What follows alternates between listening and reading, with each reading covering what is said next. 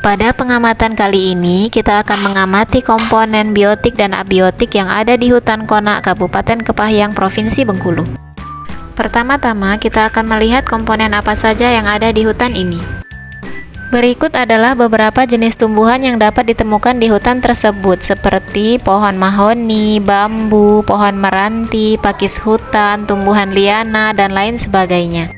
Keberadaan berbagai jenis tumbuhan ini sangat penting untuk menjaga keseimbangan ekosistem, menyediakan oksigen, serta menjadi sumber makanan bagi berbagai konsumen di hutan.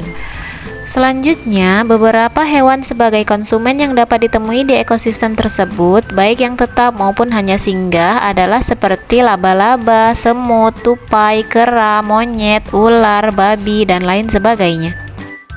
Di hutan ini juga ditemukan beberapa organisme kecil seperti bakteri, jamur, kutu kayu yang berperan sebagai dekomposer atau pengurai dengan cara melepaskan bahan-bahan yang sederhana sehingga dapat digunakan kembali oleh produsen.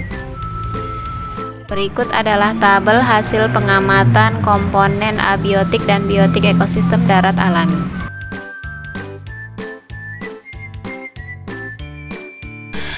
Sebagai pembanding, kita akan melihat komponen-komponen apa saja yang ada dalam ekosistem darat buatan. Dalam pengamatan ini, kita akan melihat ekosistem darat buatan pada perkebunan kopi di Desa Penanjung Panjang Atas, Kecamatan Tebatkarai, Kabupaten Kepahyang, Provinsi Bengkulu. Di perkebunan ini, kita dapat menemukan berbagai macam tumbuhan yang berperan sebagai produsen dan sangat bermanfaat untuk kebutuhan konsumen seperti hewan dan manusia. Beberapa tumbuhan yang dapat kita temui di perkebunan ini seperti kopi, pepaya, sayuran, jambu biji, kelapa, aneka tumbuhan rempah, pisang, dan lain sebagainya.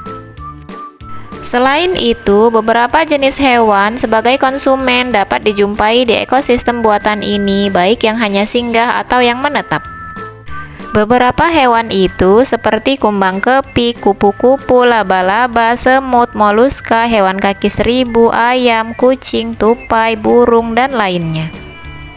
Di perkebunan ini juga dapat ditemui beberapa organisme seperti jamur, kutu kayu, cacing, bakteri, yang berperan sebagai pengurai atau dekomposer dan sangat berguna dalam kelangsungan hidup produsen. Di ekosistem buatan ini, kita juga dapat melihat beberapa komponen abiotik yang sangat berpengaruh dan berperan penting dalam kelangsungan hidup ekosistem.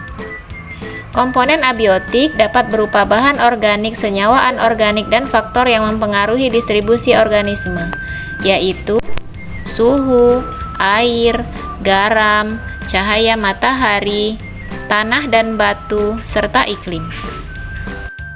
Sebagai kesimpulan, kita dapat melihat pada tabel komponen abiotik dan biotik ekosistem darat buatan berikut. Secara keseluruhan, hasil pengamatan menunjukkan bahwa ekosistem darat alami memiliki keanekaragaman komponen biotik yang lebih tinggi dibandingkan dengan ekosistem darat buatan. Keberadaan berbagai jenis tumbuhan dan hewan di hutan alami menunjukkan pentingnya konservasi untuk menjaga kelestarian lingkungan, serta fungsi ekosistem sebagai regulator iklim dan penyedia sumber daya alam bagi masyarakat sekitar.